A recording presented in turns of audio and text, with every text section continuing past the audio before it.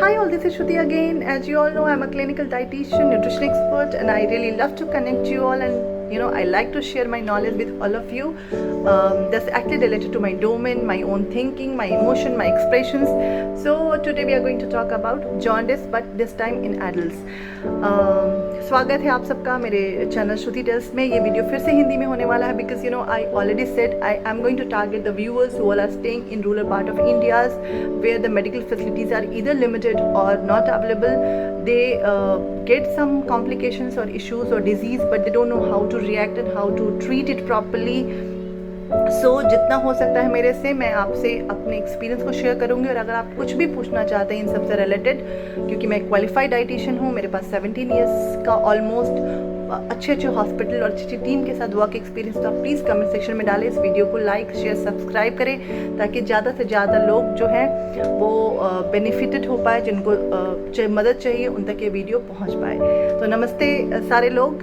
आज हम बात करने वाले हैं जॉन्डिस एडल्ट्स में, मतलब वयस्कों में जो जॉन्डिस होता है उसके बारे में. बहुत ही कॉमन बीमारी है. मानसून के सीज़न में, गर्मियों के सीज़न में ये ज़्यादा होता है, जिसको पीलिया कहते हैं. और इसमें बेसिकली क्या होता है, जो बिलिरुबिन लेवल है, नॉर्मली हमारा बिलिरुबिन लेवल जो होता है वो 1.2 या कई लोगों में 1.6 का जो हायर रेंज है उससे बढ़ जाता है. सबसे पहला क्वेश्चन ये आता है, क्या हर बार अगर आपका बिलिरुबिन बढ़ रहा है तो क्या हर बार वो जॉन्डिस है? नहीं.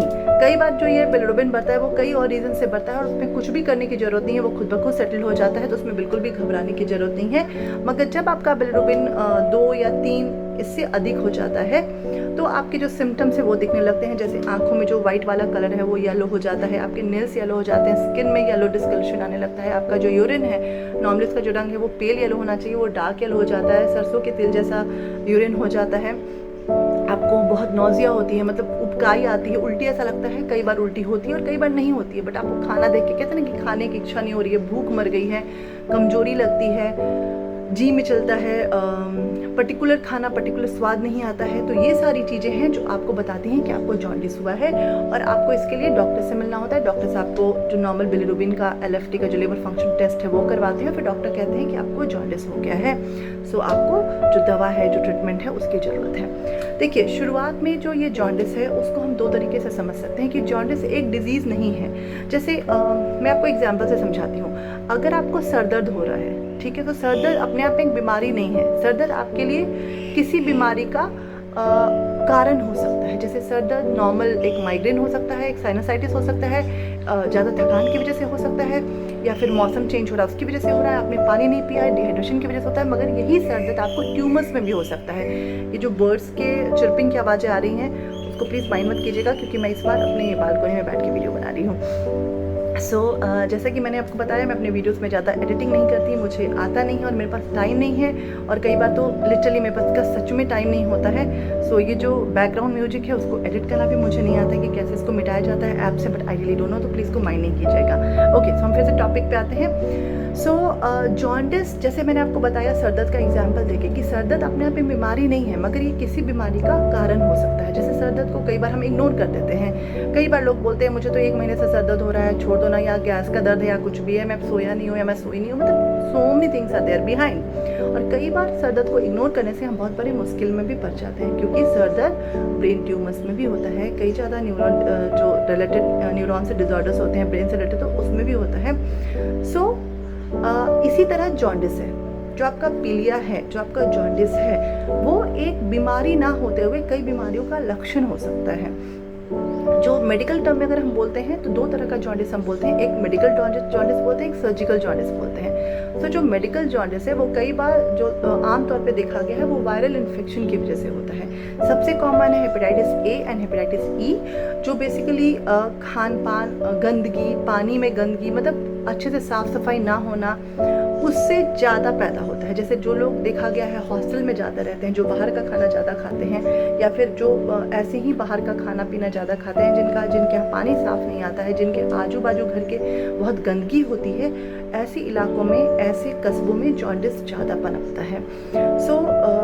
हेपेटाइटिस A और हेपेटाइटिस E, जिसको हम जॉन्डिस कहते हैं, वो सबसे नॉर्मल है.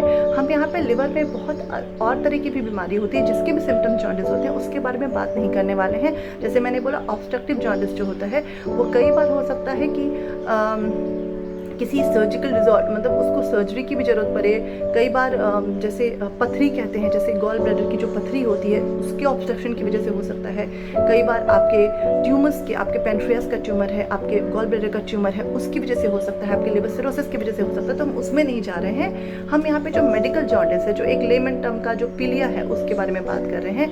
मगर फिर से यही बात बोलूँगी, जब भी आपको पीलिया होता है तो ये जो घरेलू नुस्खा है, हमारा जो आयुर्वेदिक झाड़ फूँक इलाज है, उसमें ना पड़ना चाहिए। आपको डॉक्टर से मिलकर ये जरूर जानना चाहिए कि इसके पीछे का रीज़न क्या है, वो बहुत ज़रूरी है। आमतौर पे जो पीलिया होता है, जो वयस्कों में होता है, वो सेटल हो जाता है, घबराने की कोई बात भी नहीं है, क्योंकि लिवर जो है वो सेल्फ हीलिंग ऑर्गन है हमारे शरीर का। जैसे मैंने पहले बताया अपने वीडियो में, बहुत बड़ा सबसे बड़ा ऑर्गन है, फैक्ट्री है, केमिकल फैक्ट्री है हमारे शरीर का, जहाँ पे बहुत सारे फंक्शंस होते हैं। मगर लिवर की सबसे अच्छी बात है कि सेल्फ हील करता है, तो अगर आप इसको छोड़ दें, अच्छे से ध्यान रखें इसका, तो वो खुद ब खुद क्योर हो जाता है, इसमें ज़्यादा घबराने की बात नहीं है। मगर फिर से ये बोलूँगी कि जॉन्डिस को एकदम से हल्के में ना ले, डॉक्टर से ज़रूर मिले, अपना जो एक नॉर्मल रूटीन ब्लड चेकअप है वो ज़रूर कराएं, और डॉक्टर ने आपको जो भी ट्रीटमेंट बोला है उसका ज़रूर ध्यान रखें। सो अब हम आते हैं खान पान पे। सो किसी को जॉन्डिस हो गया, उसको क्या खाना चाहिए? सबसे पहली बात कि हमारे पास इससे रिलेटेड बहुत सारे मिथ हैं। मैं आपको अपना एग्जांपल दूंगी। मुझे भी एक बार आज से 15 साल पहले जॉन्डिस हुआ था, और उस समय में मैं डाइटिशियन हूँ, मगर मेरी किसी ने नहीं सुनी थी। और बहुत सारे लोगों, सबसे बड़ी क्या प्रॉब्लम होती है ना, हमारे आजू बाजू, आस पड़ोस, घर परिवार, सारे लोग जो है ना वो हमारा भला चाहते हैं फॉर श्योर, और वो हमें बहुत तरह के एडवाइस देते हैं। मूली के पत्ते का रस पियो, गन्ने का जूस पियो, मौसमी का रस पियो, 2-4 दिन तक तो कुछ खाना मत खाओ, सिर्फ लिक्विड लो, और केला मत खाओ, चीकू मत खाओ, भारी होता है, और उबला हुआ खाना खाओ, हल्दी तो बिल्कुल भी मत खाना, जॉन्डिस बढ़ जाएगा। तो इस तरह की बातें आपको बहुत सुनने को मिलती हैं, जो आपके भले के लिए होती है, मगर ये एकदम से मिथ है। और सबसे बड़ी क्या बात है ना, कि जब भी किसी को जॉन्डिस हुआ, नहीं कि उसके बेड के पास या टेबल के पास कहीं पे भी आपको हरे रंग का वो ग्लूकॉन डी का पैकेट तो मिलना ही मिलना है, कि ग्लूकोज पियो, कहीं भी मिला के ग्लूकोज पियो, जॉन्डिस ठीक हो जाएगा। ये भी एक मिथ है, ऐसा कुछ भी नहीं है। मगर हाँ, सबसे जो जरूरी चीज़ है वो एक है घर का बना हुआ साफ सुथरा सुपाच्य भोजन। अब सुपाच्य क्या है? घर का बना हुआ दाल चावल सब्जी भी सुपाच्य है, बशर्ते उसमें आप ज़्यादा तेल मसाला ना डालें। अगर एक घर में ऐसा एक ट्रेडिशन है, जैसे कई घर परिवार में हम देखते हैं कि बहुत तेल मसाला वाला खाना नॉर्मली बनता है, तो डेफिनेटली उनको कम करना पड़ेगा।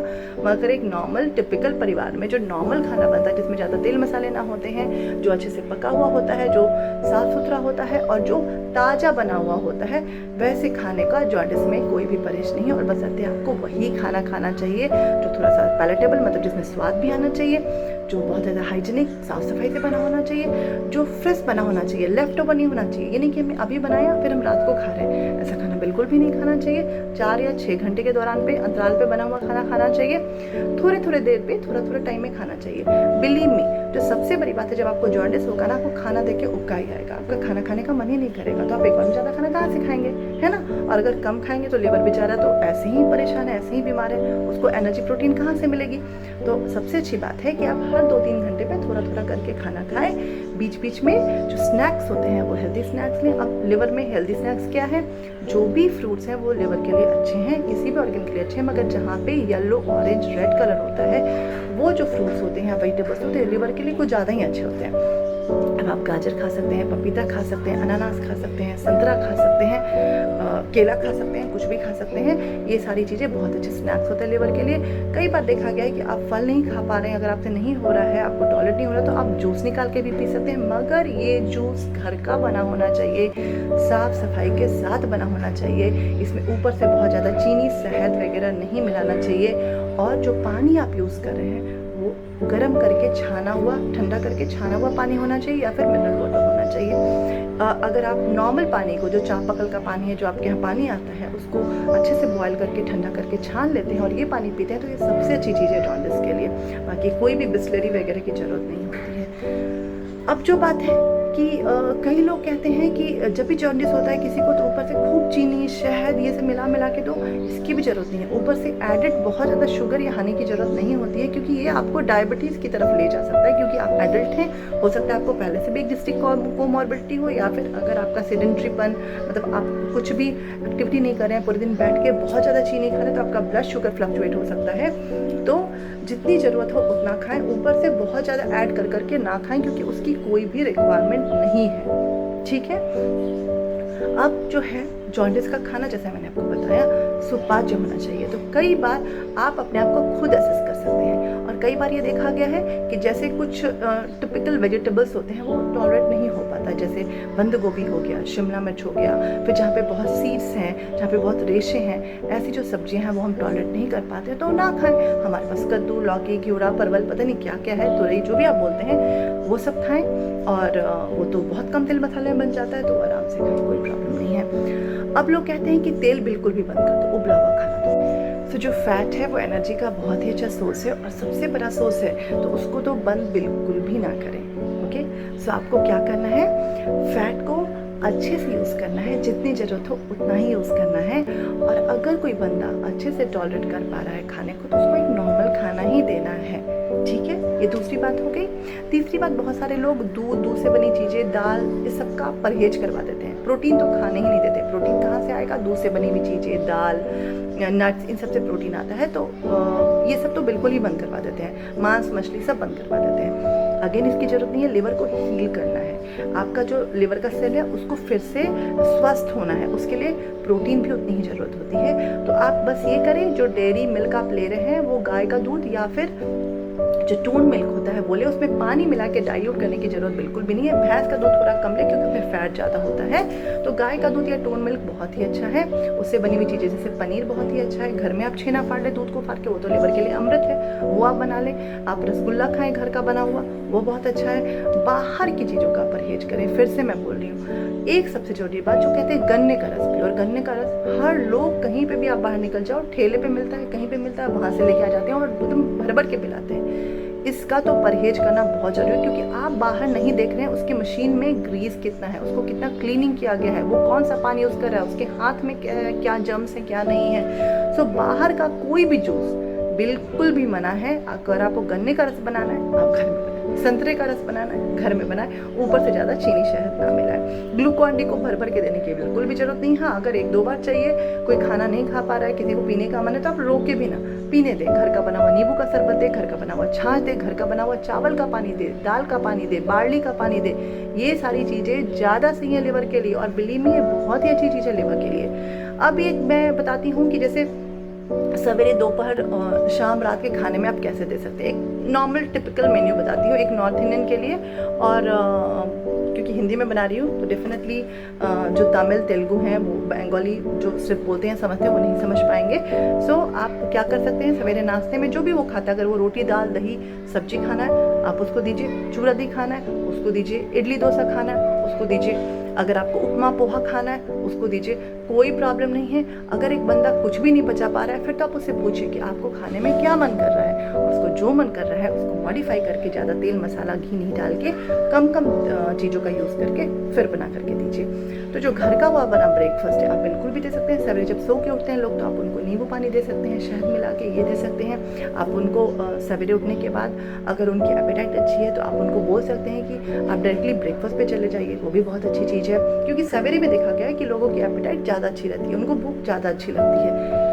खाने, सवेरे के नाश्ते और दोपहर के खाने के बीच में आप उनको छीना फाड़ के दे सकते हैं, आप उनको फ्रूट दे सकते हैं, दही के साथ ऊपर किशमिश या गुड़ डाल के दे सकते हैं। आप उनको नारियल का पानी पीने के लिए दे सकते हैं, छाछ पीने के लिए दे सकते हैं, चावल का मार जिसको कहते हैं वो पीने के लिए दे सकते हैं। दोपहर के खाने में दाल, चावल, सब्जी, सलाद सब दे सकते हैं। जो लोग मांसाहारी हैं, जिनको मांस मछली खाने का मन है, वो कम तेल मसाले का बना हुआ चिकन या फिर चिकन का सूप या फिर जो ब्रोथ कहते हैं वो आराम से ले सकते हैं। चिकन स्ट्यू ले सकते हैं। फिश को आप आराम से तवा पे ग्रिल करके ले सकते हैं, कोई प्रॉब्लम नहीं है। रेड मीट को थोड़ा परहेज कीजिए, जो आपका बकरी का मांस है, गाय का मांस है, उसका परहेज कीजिए। शाम के नाश्ते में आप फिर से छेना फान के ले सकते हैं। आप जो राइस फ्लेक्स होता है, मूढ़ी हो सकता है, वो ले सकते हैं।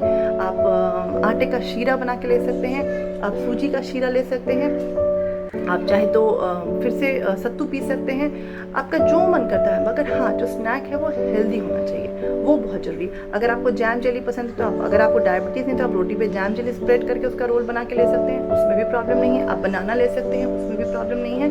फिर जो आपका रात का खाना है, रात के खाने को हल्का रखिए। आप खिचड़ी लीजिए, दलिया लीजिए। अगर आपको रोटी सब्जी ही खाने का मन है, आप आराम से 2 फुल्का और हरी सब्जी जो कम तेल मसाले की बनी होती है, जिसमें ज़्यादा रेसा बीज नहीं होता, जैसे लौकी की सब्जी, तोरई की सब्जी, परवल की सब्जी, केले की सब्जी, ये सब ले सकते हैं रात के खाने में। खिचड़ी दलिया भी ले सकते हैं।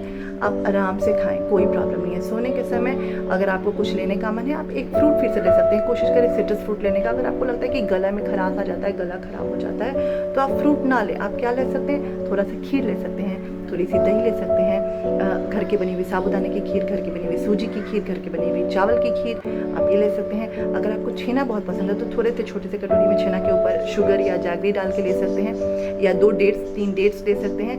अगर आपको डायबिटीज़ है और आपको जॉन्डिस हुआ है तो आपको शुगर के मामले में बहुत अच्छे से चलना पड़ेगा, वरना ये जो डायबिटीज़ का खाना जो आप तौर पे घरों में बताया जाता है वो आपके शुगर को ज़रूर बढ़ा देगा। अगर आपको जानना है कि डायबिटीज़ और जॉन्डिस के बीच का जो खाना होता है वो कैसा होता है, आप कमेंट सेक्शन में डालें, मैं उस पर एक अलग से वीडियो बनाऊंगी। सो अभी के लिए एक जो नट सेट कंक्लूजन है, जो जॉन्डिस होता है वयस्कों में वो कई बार खुद ब खुद सेटल हो जाता है, और हर बार बिलिरुबिन के बढ़ने को जॉन्डिस नहीं मानते हैं। उसी तरीके से हर बार जॉन्डिस हुआ उसको हल्के में नहीं ले सकते हैं। जॉन्डिस सीरियस भी, किसी सीरियस डिजीज़ का निशानी भी हो सकता है, शुरुआती लक्षण भी हो सकता है, तो उसको अच्छे से डॉक्टर से मिलकर संभलना और समझना बहुत ज़रूरी है। उसके बाद जो खान पान है, वो एक जो नॉर्मल खान पान होता है घर में, वो बहुत ही अच्छा है जॉन्डिस के लिए, बशर्ते कि लोगों को वो खाने की रुचि ना हो। सो अगर एक बंदा नॉर्मल खान पान को अच्छे से टॉलरेट कर रहा है तो कम तेल मसाले का घर का बना फ्रेश खाना, साफ सफाई का खाना, उबला हुआ छान करके पानी पीना, ये बिल्कुल ही चलता है। ज़्यादा बाहर का जूस और बाहर के खाने के चक्कर में बिल्कुल भी नहीं रहना है, बिल्कुल ही घर का खाना देना है। आमतौर पे जो हॉस्टल में रहते हैं उनको बहुत परेशानी होती है। कोशिश करना है कहीं भी तरीके से, कहीं दोस्त हो या फिर घर चले जाना है, और कोशिश करना है कि इस दौरान कम से कम 1-1.5 महीने तक, जब तक आप पूरी तरह स्वस्थ नहीं होते, घर का ही खाना खाना है। तो आगे आज के लिए इतना ही। जॉन्डिस एक बहुत ही कॉमन बीमारी है, मगर अगर आप सही से नहीं ध्यान देंगे तो ये बहुत बड़े प्रॉब्लम में भी कन्वर्ट हो सकती है। सही से ध्यान दें, आराम से ठीक हो जाता है, कोई भी कॉम्प्लिकेशन नहीं है। बहुत अच्छी आप ज़िंदगी जी सकते हैं, तुरंत हील हो सकते हैं। ध्यान रखें, इग्नोर ना करें। आयुर्वेदिक मैं फिर आयुर्वेदा को ख़राब नहीं मानती, मगर आयुर्वेद के नाम पे मैंने देखा है गांव में लोग बहुत ही मिसयूज़ कर रहे हैं इस चीज़ का, तो उसके चक्कर में ना पड़े। क्लिनिकल एविडेंस बेस्ड जो प्रैक्टिस है उसके शरण में जाएं, और घर पे अपना ख्याल रखें। बहुत है, कुछ भी ये वो मूली का रस और उबला हुआ खाना, इसकी बिल्कुल हल्दी बिल्कुल भी सबसे नहीं है, ये सब मिथ है जो मैंने बोला, उसका ध्यान रखिए। अगर कुछ भी पूछना हो तो कमेंट सेक्शन में डालें, मैं उसका आंसर जरूर करूँगी। Thank you for now, Shruti, bye, take care.